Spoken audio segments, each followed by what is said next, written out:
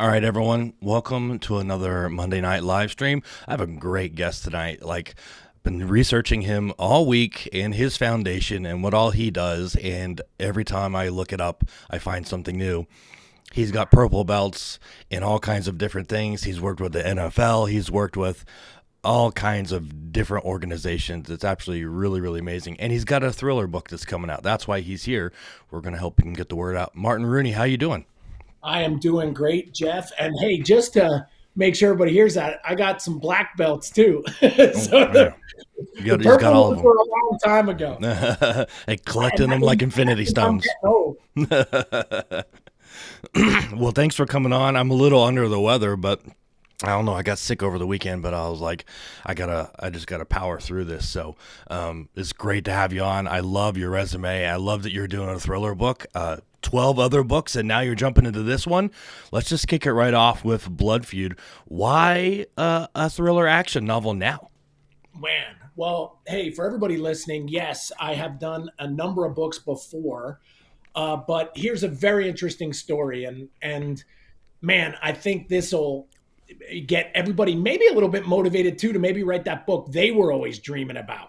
Because that is definitely what this one is. This is I just got the ARCs, which is the advanced reader copy. Very Super, nice. super excited about it. But how it all started was I other part of my history is I was on the US Bobsled team. And when I was on the US Bobsled team, the guy that was my driver and my roommate, who eventually became silver medalist at the Olympic Games, we've been great friends for the last 30 years. And unfortunately, he developed cancer for the Oh, second time. And second time? yeah, so he beat it once, which is really, really interesting. And he ended up getting cancer again. Oh my And god. this time it wasn't sounding so great. He had to travel to New York City because that's where the best doctors were. Sometimes he'd be there for 6 weeks at a pop while he was doing chemo, radiation. And Mm. there was this place called the Hope Lodge where the American Cancer Society sponsors it. And they were letting him stay there for free, taking him to all his appointments, feeding him. And I went to visit him. And while we were there, I was figuring out like how do I keep this guy going or how do I cheer him up? He was losing tremendous amounts of weight. You know, you're starving yourself. You're trying to starve this cancer out of your body. And this place had this incredible library, Jeff. And we're in there, and he says, "Hey, man, you're always writing. You're always reading. Why don't you pick me out something so I can just pass the time?" And I said, "Hey, man, instead of picking out something, why don't I write that book I was always talking about, and you kind of proofread it. You help me with ideas, and let's get rocking, right?" And that was the start of the book. And what's interesting is Wow. the main character actually is a terminal cancer patient staying at the Hope Lodge when this thing all starts. I'm not going to spoil the story for everybody, but this thing is conspiracy theory wrapped in sci-fi adventure, wrapped in action thriller, badass, just ass kicker. And I love it. it was this character that I always wanted to write. And man, and this guy has always been such an inspiration to me. He was the buddy of mine. His name is Todd Hayes. He was also a professional fighter. He was in the first ever MMA documentary that got money for our bobsled, when we were trying to compete and had this Olympic dream. And it's so nuts that chapter after chapter, I'd write something, he'd be like, "Oh man, this is great." And it was just keeping him going. And here's the great story. He beat cancer. Yes. He's now the head coach of the Jamaican bobsled team, if you could believe that. And but then we had this book, right? Like, or I had this book or this manuscript. I had no agent, and I never have. I didn't know what to do about it. And I was just cornering a few months back at the UFC in New York City again in Madison Square Garden. I was cornering the fighter with the most fights, most wins in UFC history. And we had just opened up the stock exchange. So that morning we opened up the stock exchange because it was the week before the fight, and we were the fighters there. And I said, "Man, things are going great, dude. Like I feel lucky right now. I'm gonna call a publishing house. I'm getting a book deal right here because this book I wrote is good. I just got to figure it out." Yeah. And I called this publishing house that I knew that had done some of my previous books. And I said, "Hey, I got a book. This is not for you guys, though. This isn't motivation. This isn't business or training. It's an action thriller. And I said, "Do you got a name for me? Do you got somebody that maybe be interested in this?" And you know what he said? He says, What? "No." The guy goes, "No." Hung up And on you. that's when I knew, right? Like there's this old line, little hinges swing big doors. I knew I could have hung up right then. And that was my only shot. I had nobody else. And I said, "Wait, now are you telling me in your like 30-year career history in the publishing industry, you don't know one person that might know somebody that could publish an action thriller?"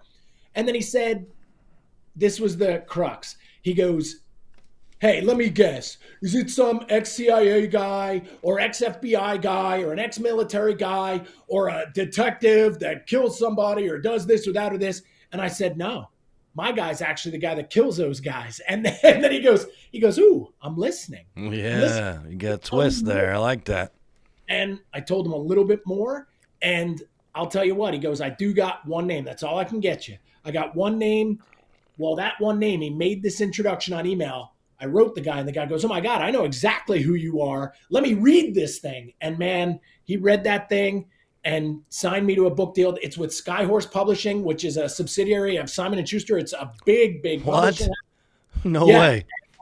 And Dude, again, so nailed it. my fifth major publishing book with no agent, no nothing. So if any agents are listening to this, I keep reaching out. Like no, I don't think agents write people back. I think that's part of how it works. But it's coming out in June. Couldn't be more excited. But here's the cool rest of the story behind the story. My mom, who was my first coach, she was a phys ed teacher, coach. She ended up developing a company for just women with cancer. Her best friend passed away from cancer in the 1980s, before there was ever a pink ribbon, a awareness run. Yeah. She had this business, and it was essentially pro bono, just helping women. She did it for 30 years. And she was a spokesperson for American Cancer Society, too. She would always do so much work with them. She was just doing everything she could.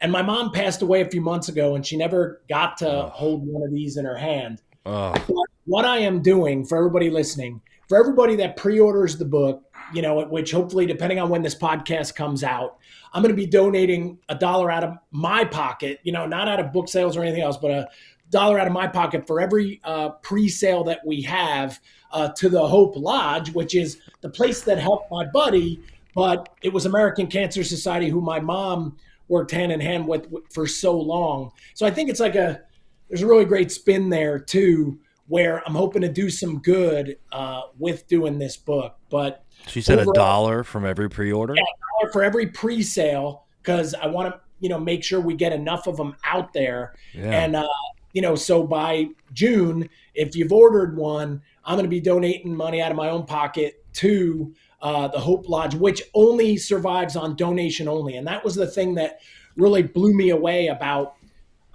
Todd's experience there. Was then I realized, holy cow, this is all for free. So this is for family. There were families there, people traveling from all over the country or world, that if you were there and you needed cancer treatment, the Hope Lodge will put you up, take you to everything, give you awesome. A great room. It was really amazing. And so it's given back a little on that, but it's where the story not only was inspired, it's where we hatched a lot of the ideas behind it too. So I think it's going to blow a lot of people away.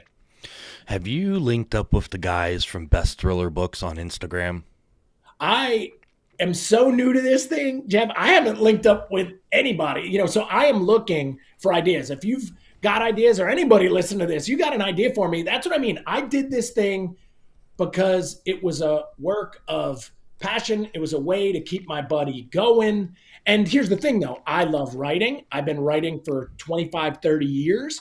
I have had this story inside of myself. Maybe it's because I'm Gen X. Maybe it's because I was raised in the 80s. Like, there are so many things that came out. It was scary for me to write this book. It took a lot of courage because, hey, this thing is hard. This thing is nasty, but it's got a great story. And that's what I think pulled a lot of people in it. And it's got a character that I really believe every guy wants to be him, even though, man, most of us won't be, right? And right, like John Wick.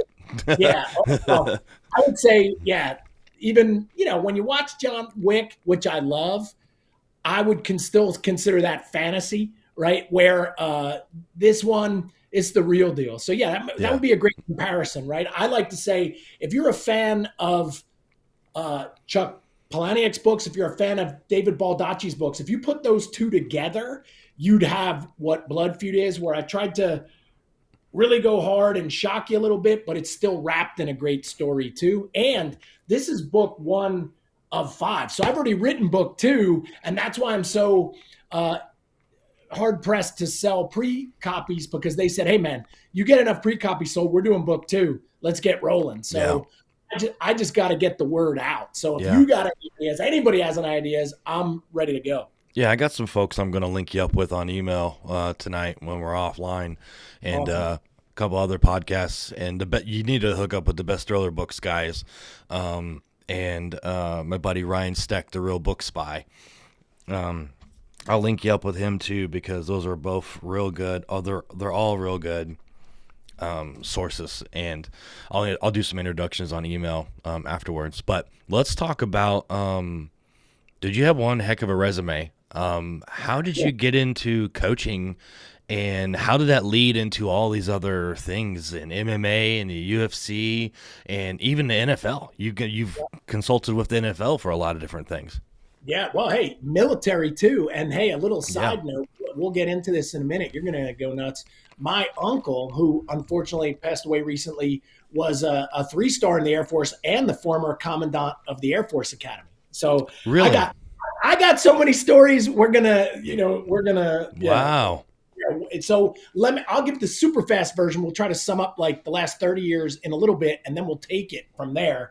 But hey, grew up in New Jersey, was a Division I track and field athlete in college, and then got my degrees in exercise science. That's what I really wanted to pursue. I went on to the Medical University of South Carolina, got my degree in physical therapy, and then my master's in health sciences as well. And in a weird twist of fate, made the bobsled team.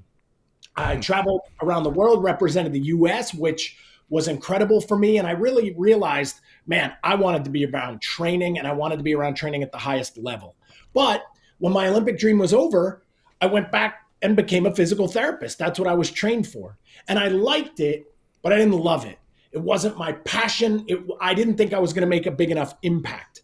That buddy of mine that I told you about, he got me very interested in fighting, and UFC was brand new. And get this, I go home, I'm in New Jersey, and this buddy of mine, who I was always bigger than, stronger than, he goes, dude, I bet I can beat you up. And I'm like, dude, you are not beating me up. And he goes, let's go in the backyard. And you know what happened? He whooped you. He beat me up. So like, I'm like scratched up, beat up, I'm breathing heavy. I don't know what just happened. And he goes, hey man, those Gracie guys that we've seen on UFC stuff, one of those guys moved to New York City. He's got an academy there, and I'm going. And I said, man, if you are doing this, and man, I got to learn this. So that was Renzo Gracie Academy right at its inception. One of the first guys we were trained with was Matt Serra, who was a blue belt then and went on to be UFC champ. Yeah. And the difference about maybe me that Renzo saw, he would always refer to me as the strong one. He saw that the sport was changing, right? Like jiu-jitsu was originally evolved for a guy that wasn't as strong to be able to beat a guy that was bigger. But man, when you got all things being equal, if you got equal jiu-jitsu and the other guy's a million times stronger and more fit, that's a problem, right? Yeah. So he knew the sport was evolving, and he said to me, he said, hey man, how about you train my family, my team, all of us for physical conditioning? We'll train you for jiu-jitsu, and we'll go on the greatest adventures around the world, right? Actually, if you look up there, this thing I'm pointing at right here, that is Pride. That was a poster off the wall. There's UFC stuff there. Oh, there's a really nice thing from US Army Airborne too. But ultimately, I started traveling the world with the Gracie family, and that led to, you ready for this? And that led to writing. And let me explain. So Gracie Magazine says, hey man, do you want to go be on our editorial council and start writing editorials and articles every month for our magazine, because we need that content. And just like when Renzo said, do you want to do this? There was an opportunity. I said yes. Just like when Gracie Magazine asked, I said yes, which is pretty interesting. That led to this book, all my articles got compiled into one of the first books I did, then into the second or third book I did, which kept leading to more and more writing. Then I was writing for Men's Health. Then I was writing for Elite Fitness Systems. And, and again, Jeff, that was like 20 something years ago. It just led to, so the writing led to speaking, the speaking led to coaching. And all of a sudden I got to do some amazing, amazing stuff. I helped at the Parisi Speed School. One of my best friends, Bill Parisi, was starting that off. I met him at a seminar, and that led to a lot of the NFL stuff you had heard, where I got to be speed coach with the New York Giants. We had an NFL combine training program, and then I started to do a lot of work with the military as well. So US Army Rangers, I went out to Coronado to do stuff with the SEALs. You just saw that thing that's up behind me on there, US Army Airborne. And ultimately, here's the summary. For everybody listening, guys, if you notice one thing, I got a lot of energy. I don't need any caffeine, man. I'm fired up. but I'm fired up when I'm doing the stuff I love doing. So I identified what my passion was. I kept putting myself in the right places to make something happen. And then when the opportunity came, I said yes. And it's almost the same thing here, right? So when somebody said, do you want to write? I say yes. I don't hold back and I don't know, or somebody else should do that. I just wrote. And then I just kept pushing because I knew it was good until I got the deal, right? So, but ultimately I do want to share, and I think it's in there, is, man, I've been writing for a very, very long time and I love it. My grandfather, my mother's father, was editor of the Ocean County Sun in New Jersey. So I feel like I got writing in my blood. My dad's parents were both teachers, right? So I don't know. I have a passion for writing, sharing it. I feel like, if anything, I'm a creative, right? Like, I do not think I'm an entrepreneur. I think I am just a very creative person, and I love creating, right? And the newest form of that stuff has been really falling in love with writing and studying it, man. Like, I got a couple thousand books on my shelves and I read them all before I'd ever dare to write one. Yeah. And a lot of those books are about writing and the craft. And I have taken everything I do really, really serious. But that is some sort of a summary of the last 30 that got us here. That took me from athlete to coach to business guy to writer to now action thriller writer, which is the space I want to play in. So what authors kind of inspired you in the thriller genre? Is there any specific authors that kind of really get you going and kind of inspire you? Absolutely. And it's funny, my wife, when I was away, we just moved and she just redid, which way do I got to turn this? Yeah, she just redid my shelves and stuff. So what I said is, of all those books that are in my library, I wanted to put the ones that really fired me up most out where I could always see them. Now, I'll say this, starting early, and I think this is maybe true of a lot of people, and the person that I consider the master, right? The master, and that's Stephen King, right? So I've got, right, if I turn it this way, like right up here, I mean, there are 30 of my favorites of his. I've probably read 60 of his 90 books. Right now I'm reading The Institute. It's not on my desk. And that guy, the way he develops a story, the way he uses dialogue, it's almost unreal. And just the way it all unfolds. It's masterful. And when I read a book, I study it. I really enjoy, like I had mentioned, another guy, I really enjoy Michael Crichton, so I'm just looking up. It really helps me to do that. Me Michael too. Crichton, he's my goat. Okay. He's incredible. I love Michael Crichton. So prolific. That would be the word. Like, I don't know how he did what he did. When you study his biography or his history, I don't know if you have this book. I just got it. It's called Travels, and it's actually a travelology of him going around the world and all his experiences. Really? So this summer I have that one saved. So this summer, so it is not a sci-fi or a medical thriller. It's just, it almost sounds hopefully like a biography, but I've heard so many good things. So I'm going to Europe this summer. I'm going to bring that one with me, which is really cool. But yeah, it's almost weird. So I love Crichton. I love King. And again, it's interesting that this Blood Feud book is kind of, you could almost call it sciencey techno, because that's a little bit of my background. I tried to write it good. Hey, I can never even think for a second it's something like King, because his books are just bigger. But that's why I say then the next one is I really enjoy Chuck Palahniuk, if I'm even saying that right. It's the guy of Fight Club fame, but I have all of his books.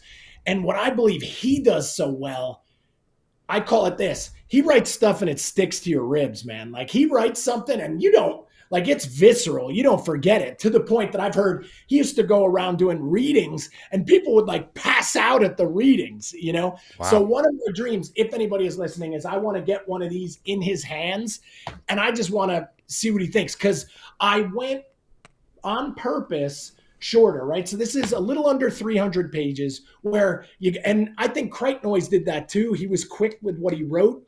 Whereas King, and I love him, but dude, you got to be in for the long haul with King. Like he's like this one I got right now, Institute's 575 pages. Like you got to be his books can hold open a door. Oh yeah, you got like his books, you got to chop down a whole tree and kill it to make that thing go.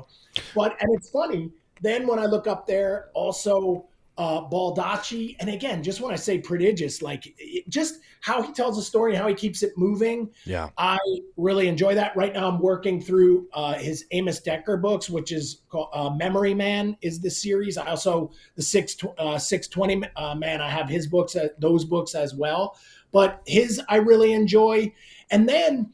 Man, there's so many. Man, Dean Koontz is another one.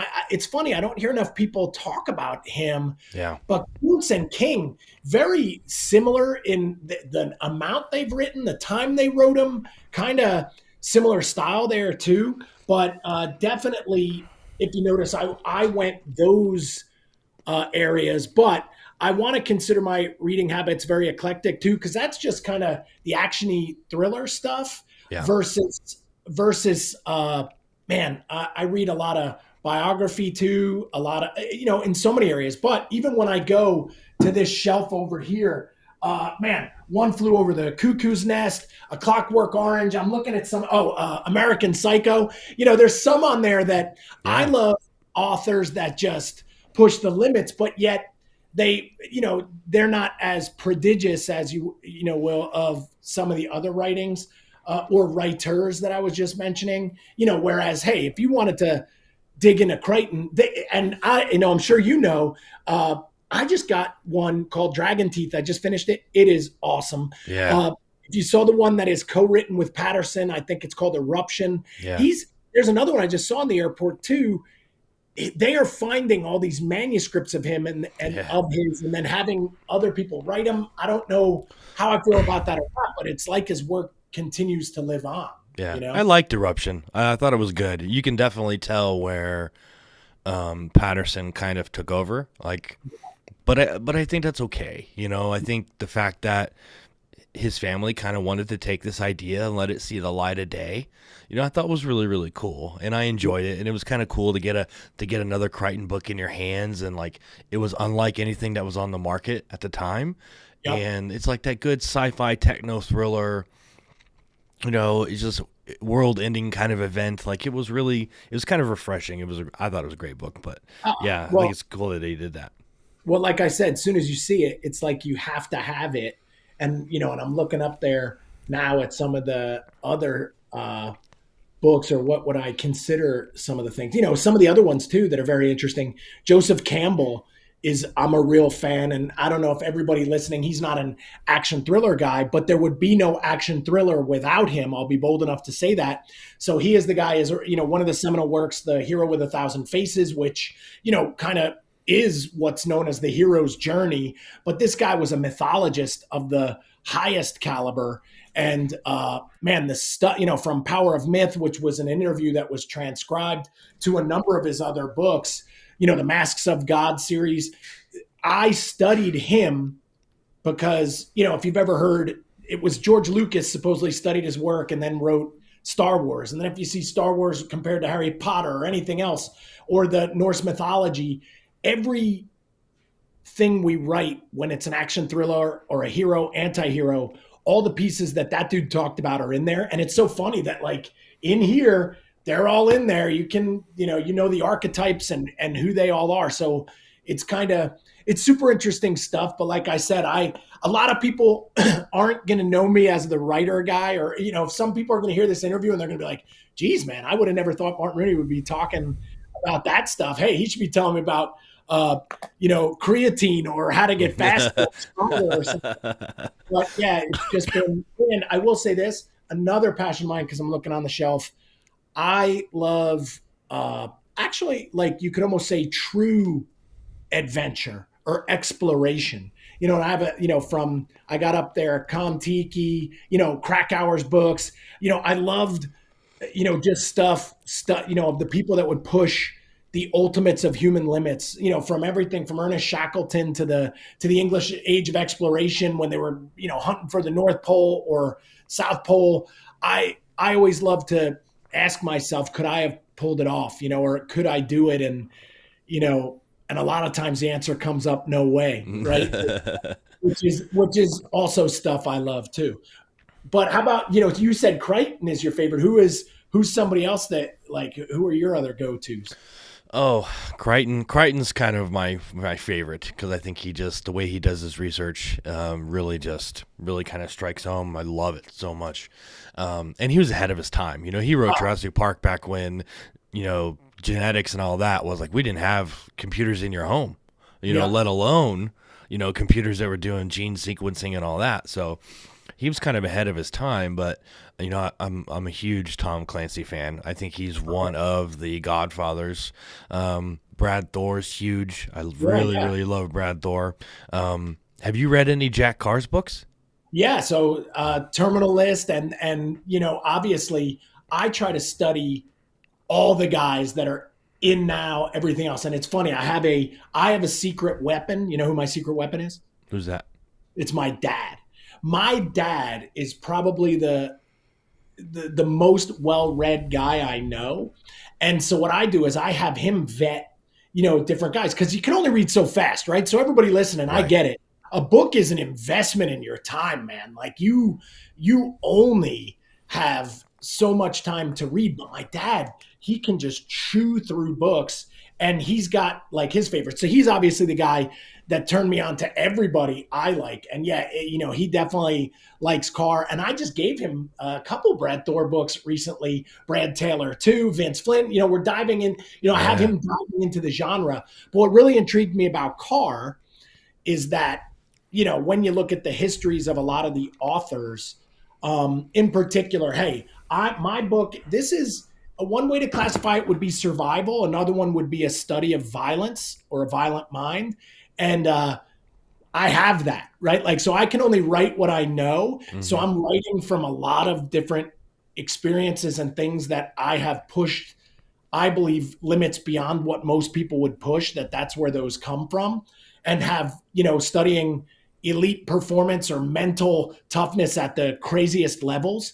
And obviously what intrigued me is, Carr being a SEAL. I remember watching this one really cool video. He's in a suit, but he's just blasting, at a range, just shooting. And I'm like, man, this dude's pretty cool. I gotta see what he did. You know what I mean? So, and man, hey, and more power to him. But I know now he's, how they say he's a business man, and like that guy. Got an empire going on right now. Yeah. Have you read it? And I watched your podcast with him because you did? Thank you. Oh man. Appreciate you. Have you read anything from Andrews and Wilson? I have not. Oh, Andrews and Wilson, two former Navy guys. One of them was the submarine officer, and the other one, I think it was Jeff Wilson. He what did Jeff do? Jeff was a physician with like one of the East Coast SEAL teams. And Jeff's resume is crazy long. If you just look up Andrews and Wilson authors and like check them out, they have a bunch of different series. But if you like kind of the techno sci-fi, you would probably like their book called 4 Minutes. And it's a book where they somehow figure out how to go back in time for special operations purposes, but they only have 4 minutes. So it's kind of, and they can only go so far, and they can only kind of flash forward. Like, it's really, really cool the way they did it. It's a special operations book centered around the flow of time. It's really cool. I think you would really, really like that. And they have Well, some really good books. You'd like Anders Wilson, I think, if they're kind of up your alley from what you're and saying. the time travel part, it was funny. I was just cornering at UFC 314 in Miami this past weekend, and I hatched a little idea with one of the other fighters, because they always say, right? Like, look, if you look at Stephen King, uh, the the one where he goes back with JFK, it's the date. I forget the exact date, but whatever, 64 or 60, whatever. But Kuntz has one called Lightning, same thing. And it's almost everybody has their take. All the greats have their take on one book where you're going to go back. How does it work? How does time travel work? How does it Yeah. either constrict? What are the games you're going to play, or how's it going to change the future when you go out? And I've always thought about doing something like that. But man, as you start thinking it through, it's like these, either parallel universes or alternate timelines that keep getting created when you go through it. Yeah. Man, it could play with your head. But that one, I think it's this theme everybody loves, right? Like everybody wants to, see how it would work, or I think everybody's into that. If I could go back, what would I do? But what consequence would it have, right? Yeah, exactly. Like it was really interesting the way they wrote the book, and then the twist as to why it was so needed was really cool at the end too. And it's been picked up in Hollywood. I think it's going to be a movie. But Brian and Jeff are great. They're outstanding authors. You would really like their Dempsey series. It's a very special operations heavy, but it's very kind of visceral. It's kind of dark. They really get into the grittiness of being in special operations and kind of that warrior mentality and that fight. Yeah. So I think you'd really, really like Anders and Wilson. You should check them out for sure. Absolutely. Well, and it's interesting, right? Like in this space, and it seems like the community is a lot smaller than everybody thinks. And like I mentioned, this is how we got connected was through Eric Bishop, who, it's funny that I met him through another author that I knew, who was like the only author that I knew kind of in kind of the mystery thriller space. And it's just, I am open to all ideas and how we get it out there. This book in particular, like I said, I gotta send you one. So, so I'll get your address after this, because I think everything you said, this is going to be so up your alley. Okay. Where this, and I don't know how much we ever are supposed to give away or not. So everybody knows. You can this say whatever you want to. If you want to spoiler alert, go ahead. Yeah, because this is the first podcast I am doing talking about this book, because Nice. it still comes out. We're still a month and a half away from release.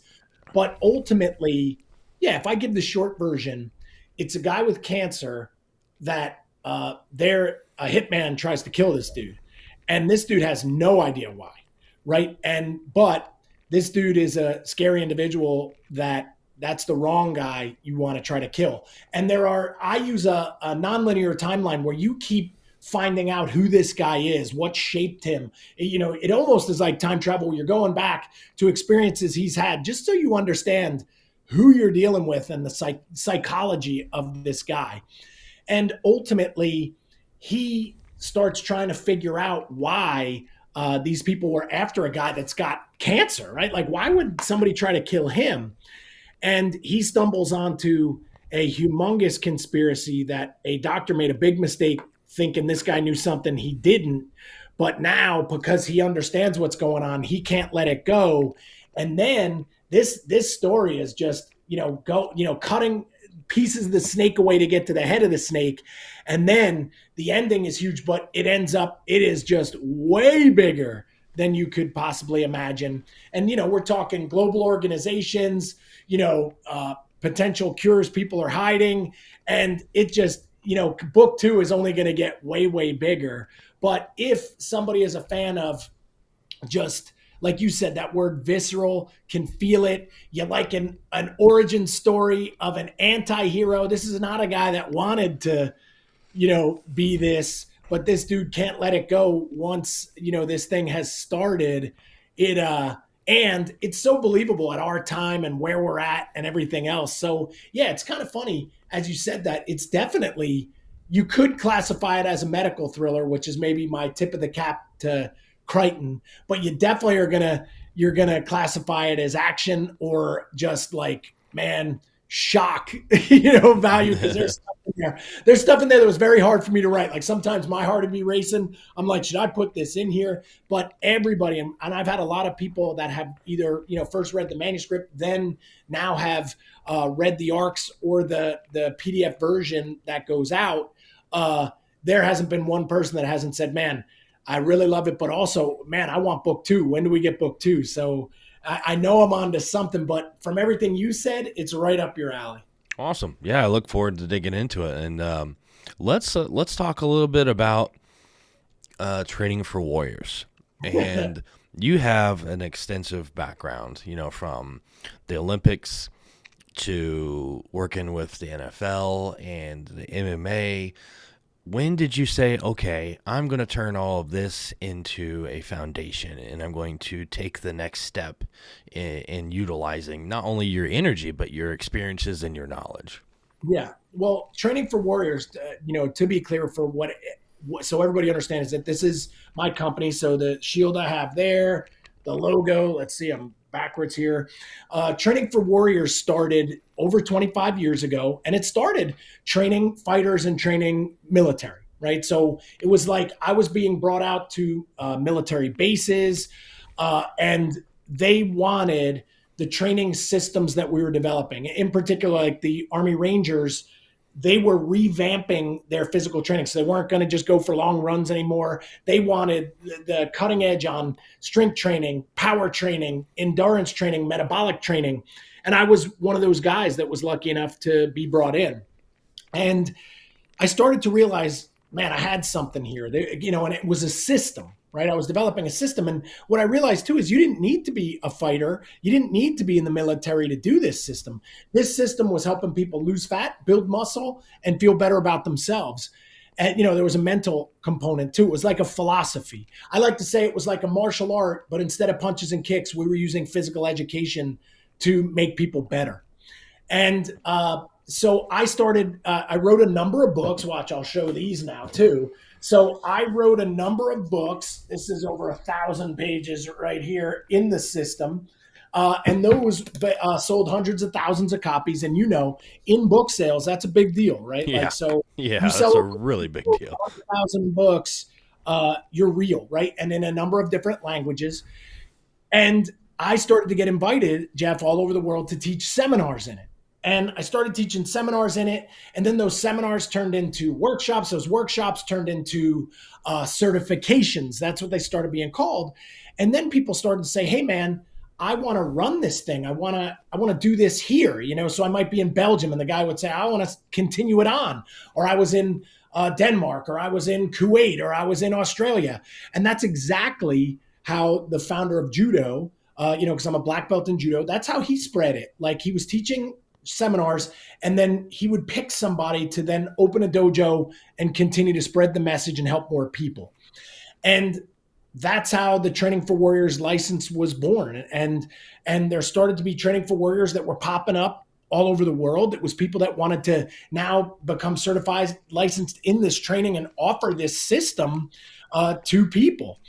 And then, man, at its zenith, we had over 300 locations in 30-something countries.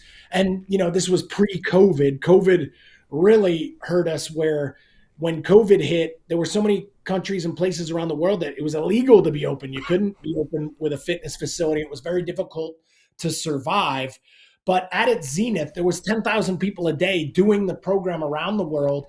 Wow. And then it took on this philanthropic quality. Again, a nod to my mom, where we started, every one of these started donating money to charities, picking different things, different events. And we started to do some really incredible stuff.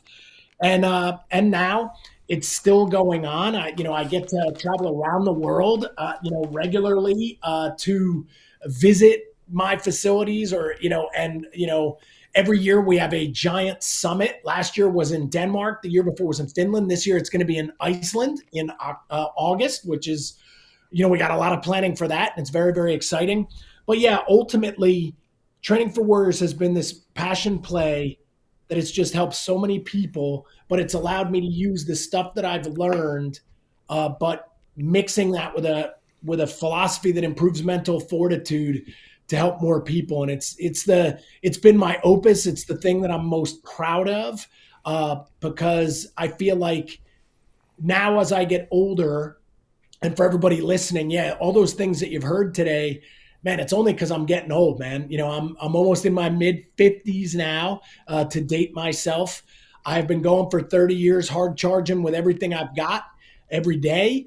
And hey, I believe if you work hard enough for 30 years, you should have 30 or 40 really cool things to talk about. I got a lot of those. You sure do. And man, it has helped so many people where you start to care less about what you got and more what you give back. And the emails I receive from around the world, from either the books that I've written or the articles or the blogs or somebody that's taken part in the programming and it's changed them positively. That's been some of the best stuff, the fuel that keeps me going, right? And ultimately, that hopefully explains what it is, but I really put it out there to do some good and help people. What would you say to people who are really looking to get started and to get off the couch, and maybe get those first 10 push-ups a day in and just say, I'm going to get rolling? From a guy with high energy and a background like you do, that is I find, even for myself and through other people, getting started and staying going is the hardest things. What would you tell people to get them over that hump? Well, here's a couple, right? And this will be first motivation, and then it's just simple. The first one is, Jeff, don't let the start stop you, right? Like, don't if anything's going to stop you, don't let it be the start, right? Because most people, man, they don't even take that first step. So what I would say is, man, do something, right? Like, something is better than nothing.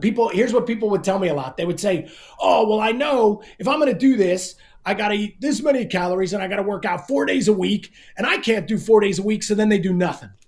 And here's what I say, man, one is better than none. Like, start, and man, you'll probably feel great. Right. And the next part is, first one is, don't let the start stop you. And here's the other one. If somebody's going to give you a no, don't let it be you.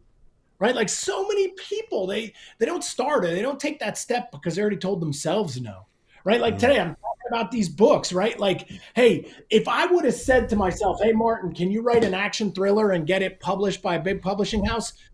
I would have said no. Like, that, how would have I done that? I'm not a thriller writer. I'm not a action writer. I don't have a publisher, and I don't have an agent. The answer is no, but I didn't take that, right? Like, I did not let myself give me the no. At least let it be somebody else, right? And I know that sometimes sounds, I don't know what, like Pollyanna or motivation. Well, where else do you start, right? So if health is important to you or you want to improve it, then you got to do one thing that you're not doing right now, right? And I guarantee, hey, a great place to start, walking.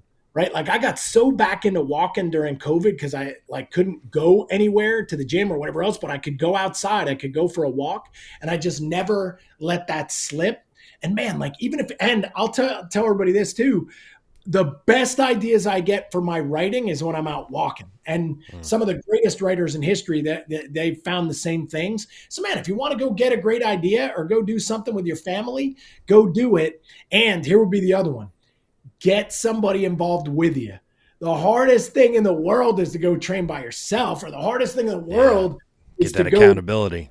Do something by yourself. There's got to be somebody, a buddy, girlfriend, something that, like, you want to just, you both want to go for a walk, get started, go do something, man, make that happen. And here's the greatest part. Discipline, it starts, you got to have discipline, but the discipline eventually turns into desire, right? So at first you don't want to do it, and then you do it, and then you do it again and again and again. And what I always say is, now, like, there's no way you could stop me from working out. There's no way you could stop me from walking. I'm the high school track coach in town. There's no way you could stop me from coaching. And it's because I've been doing it so long. Now it's just what I do. Right? You can't stop me from writing, right? There's a Hemingway said it best, writers got to write, right? But the only way I got that was I had to do the thing I didn't want to do long enough until I started doing it, right? And And what is that called, Jeff? That's habits, right? Like, Yeah. so the only way you're going to start a habit is you gotta start doing something a little bit enough until it gets going. And I don't know. Or you can fly me to your house, and if I just hang around you long enough, you'll do it because you'll have. We'll have a But choice. hey, and I'll also say this: anybody listening, I know it is also not easy. I don't want to sugarcoat it and make it sound like, oh, it's so easy. But I'll tell you this: you got to just keep doing it right till you can't do it wrong, right? And that is one I've been using for a long time. So for whatever it is, if you want to get fit, hey man, get your butt in the gym, BIG. Hey, if you want to write, then get your butt in the chair, or your butt at the desk. Like, what is Yeah. it you want? You got to put your butt there and start doing it, and or everything else is a wish, right? Everything else is a dream. And I'll tell you what, if there's one thing everybody hopefully learned about me today, hey guys, I'm not about wishes and dreams. I'm about doing. And I'm not more talented than anybody else. I just said yes to the opportunity when it surfaced, when most people don't. And I just kept showing up when everybody gave up. And man, you do that for 30 something years, they call you a black belt. You do that for 30 something years, they call you an author. You do that for 30 something years, they call you in shape. I don't know, like, so that might be the answer too. Maybe Yeah. tougher love. Hey, what do you want to be called 20, 30 years from now? Because It's a good whatever one. it is, you got to do it right now. Yeah. Yeah. They say that some of the best advice I got in publishing was, if you took 100 authors and told them to write a book, less than half of them would finish the book. The less than half of that would actually have a finished manuscript, and then like less than half of that would actually pitch it and try to get a book deal. So we're talking out of 100 authors, 10 of them might be looking at actually scoring a deal. And it's because, like you said, not that they were necessarily more talented than the other 90 authors, but they didn't quit. They saw the light at the end of the tunnel and said, I have to keep going until I get there. And they said, whatever the goal was, whether they self-published or they went, excuse me, whether they went to a big publishing house and landed an agent, et cetera, they kept charging towards that until they got there. And that's the difference between people. And that's always been something that stuck with me when I didn't feel like writing. Like, I've been sick this weekend and I really didn't feel like writing. There's somebody else out there that is writing. And they're going through a divorce. They're broke. They're, out of shape and feeling like crap about themselves. Maybe they lost their job. They're driving a little harder. I didn't meet my word count for the day on Saturday, but I still jotted some words down to keep my streak going, because that's what fueled me. Was like, I've been doing so good, I don't want to break the streak. I can always go back later and edit it out if it was total crap, you know what I mean? But I didn't let something stop me from still taking a step forward. And I think that is like 99% of the battle is not quitting. Yeah, it's the discipline, right? Like, one line I use a lot with my athletes is, hey, if you ever want to finish first, you got to first finish, right? Like, so many people, they can't complete anything. I've heard a crazy one, Jeff, that even authors that have been paid advances, I think I've heard stuff like they're only 50% of them ever even complete the book, which is, they got to like give the money back, which is crazy. But without a doubt, that kind of streakiness, that habit, that you got to just create your routine and keep going. Like, that's what it was for me. Like, the last 3 books I've done, man, it's just been a routine. And I just really sat down, I wrote, and you got to suffer the pain of that discipline. And the guy that always inspired me is right up on the wall. It's Stephen King. Like, I remember hearing about an interview that he supposedly did, and they said, hey, is there ever a day you don't write? Because I've heard you sit down every day at your desk and you type away. And he said, well, I've said that, but I don't write on Christmas and New Year's and 4th of July. And the interviewer thought cool about that. And they were going. And then they had a great interview. And they said, hey, you got anything last to say? And he goes, you know what? This interview went so good, I got to say, I'm sorry, I lied. I lied during part of it. And they were like, what? And he goes, yeah, I do write on Christmas, and I do write on New Year's, and I do write on 4th of July. And like you said, no matter what's going on, that habit becomes so strong. How can you break it? Right. And Yeah. hey, what did he do? He sat down every day, whether it's what he wrote was good or not. And that's how you write 100 books, right? Over 50 years. Like, Which is or, insane. It's yeah, just an or, insane clip. yeah. And those are some of them are 1,000 pagers. But, Yeah. or here's the other part, or you could always keep saying, I'm going to do it tomorrow. And 50 years goes by and you write no books. Right. And, yeah, I don't know. Maybe it was the fear of that I was never going to bring this character out that has just been just just just bashing his way inside of my head to come out. And in a weird way, here's what I said. I wrote it. It's in the acknowledgments. I'll even read this in the acknowledgments because I might say it better here. Listen to this. Let's see. It's bittersweet that it took one of my best friends getting cancer to finally set this dude free. Right? Like that was and I remember writing that when it came down. It was like, man, it's pretty sad that was the thing that finally kicked me over the edge. And I was like now it's time, right? Because I was procrastinating. I was always saying another day or another time, or I'm busy, or I got a lot going on. Hey guys, everybody gets the same 24 hours in the day, and like you said, even if it's just something, you chip away a little bit of an idea, something in there, it just keeps the thing moving forward. And your brain, that was what happened to me a lot. Like I didn't realize how much goes into a story. Like my brain had to keep solving problems and riddles. And oh my gosh, you can't say this here because it didn't happen there, or something has to happen here. Or you got to drop this thing in, and it just became so much fun to watch it unravel. But I'll be honest, since we went through all the editing, all the stuff, the cover design, all the things to get it done, I was kind of taking my foot off the gas of book 2, because you start focusing on those where, man, I was doing so much great writing of that when it was so fresh and hot. And man, when you're rolling like that as a writer, that is when it's at its best. I haven't checked to see what authors do. Like for instance, Stephen King, every book he finishes, he puts the date, or kind of the dates when he started it and when he finished it.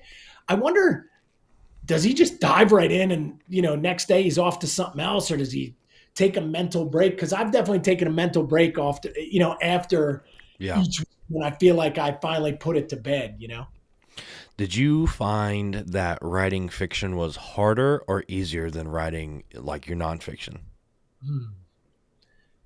It's interesting. I would say this, both are hard. I think the thriller was more fun. Right? Like in particular, like nonfiction, when you're writing like a training manual or stuff, which some of mine were, man, they just rip you apart on the details. Like I'll always tell this story, this book right here, and I'll show it. This was the first biggie. This is called the original Training for Warriors book. And that's the one that went big all over the world. And when I submitted the first manuscript with everything, and when it came back, I always say there was more red than black.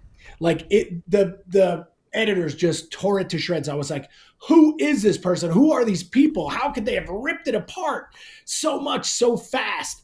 But I realized they were right.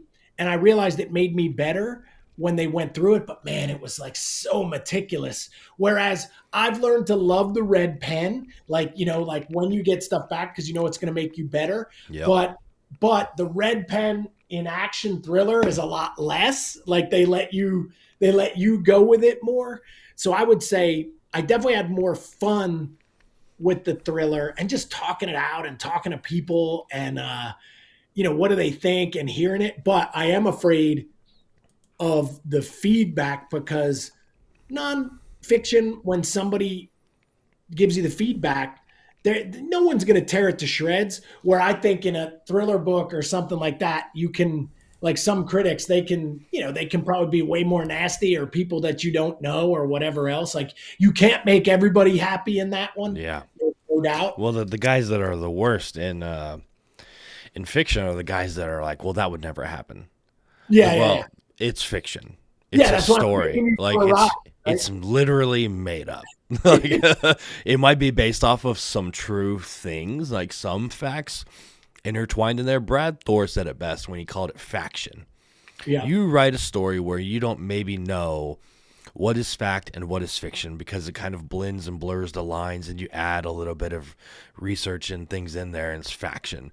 Like that, it's entertainment. That's what it is. That's why we read books, is for entertainment, just like we watch TV. Some of that shit that's on TV would never happen, ever. Well, Like, and then it's you funny. watch it. Yeah, even some of the best stuff. And that's the thing, right? Like you got to go for the ride with the author. You Yeah. have to take a leap with them. Everything doesn't work perfect, because I even find myself doing that sometimes. I'll be like, "Oh man, really? Did that just fall into place like that?" But it has to, or it won't keep the story going, right? Right. And so, and that's the thing again that I love about Palaniuk. Like, dude, he takes you for a ride, man. Like that guy's taking you for a ride. He doesn't care what you think, and you're gonna go for that ride, right? Like whether you want to say, "Oh, could this happen or not?"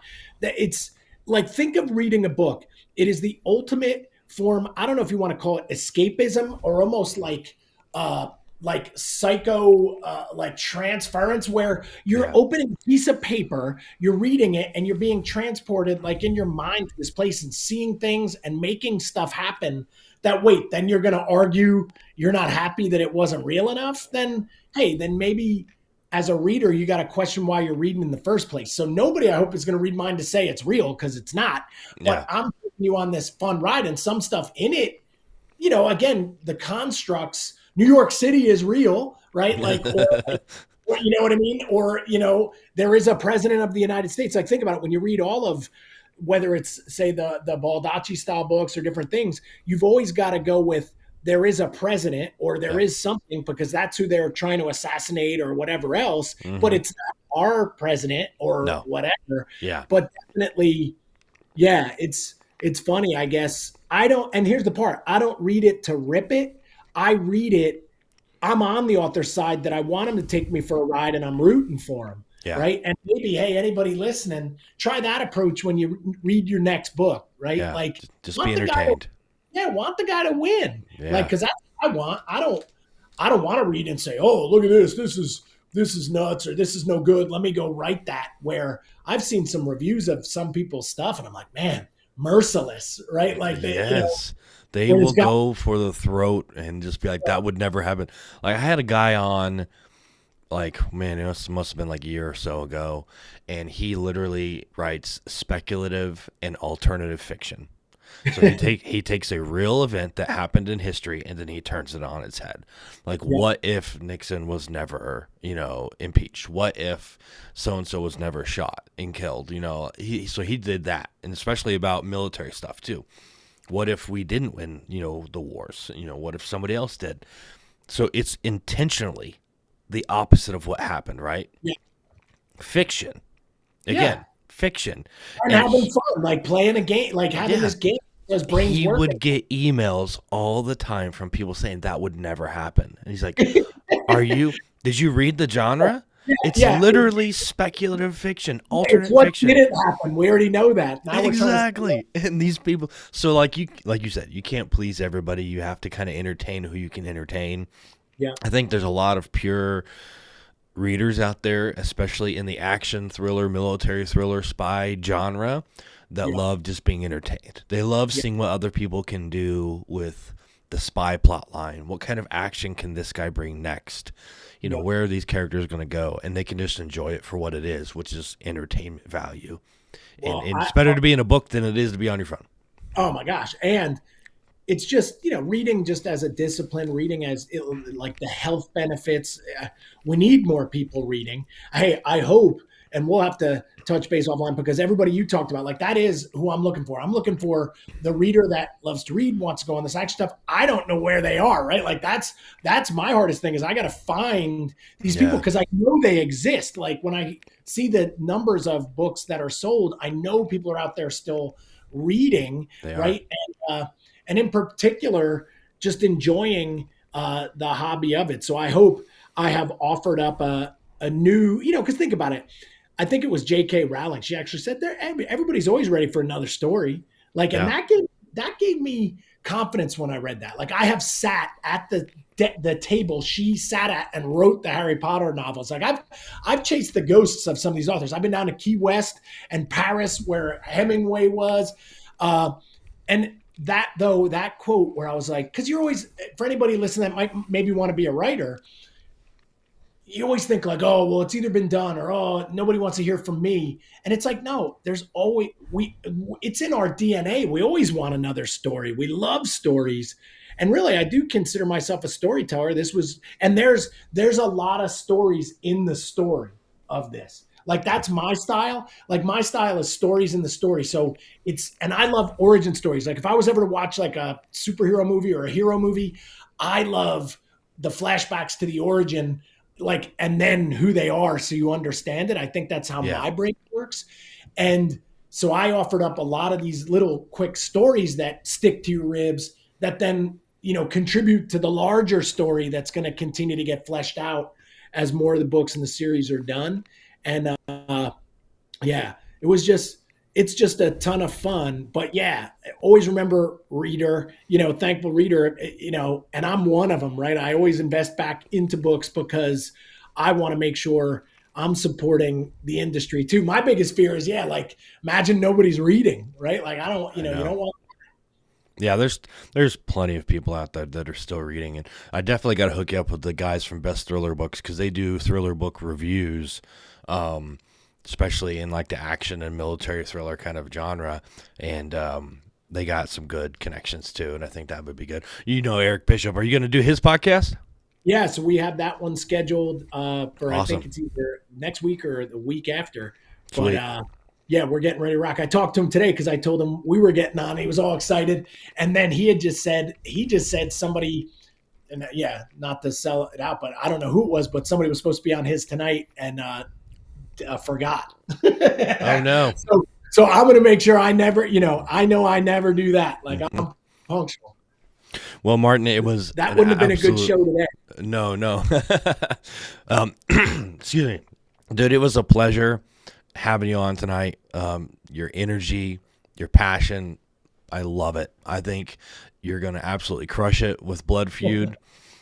Super pumped for you. We'll jump offline and chat for a few more minutes. But again, thank you for coming on. Tell the people where they could go find more about you and Training for Warriors and pre-order the book.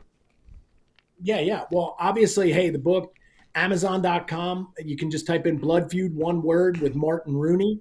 If you want to see some of my adventures and exploits and you're on social media, I am the Martin Rooney on Instagram. I'm always putting up cool stuff, where I am in the world and what I'm doing. If you want to find out more about Training for Warriors, you can go to trainingforwarriors.com. And then if you want to see more on, some of my coaching philosophy or some of those coaching books, that is coachinggreatness.com. And hey, I'm on Facebook and everything else too. Just Martin Rooney on there, always sharing. But again, hey, Jeff, my pleasure today. It actually was a lot of fun. And I got to, soon people are going to say, man, Martin Rooney's a real writing nerd. People are going to be shocked by that. And I'm so glad, because Crichton, I'm looking at the books right there. And it's just, I thought that was really cool because I don't know a lot, everybody I talk to in the space, that isn't one of their guys where, if you notice, I went him number 2. Yeah, he's one of my top guys for sure. Yeah, well, thanks, man. Guys, we'll be back next Monday night at 6:30. Make sure you go grab Martin's book, and we're going to have him back again when he gets book number 2 because everybody's going to get that pre-order and make sure he gets that book number 2.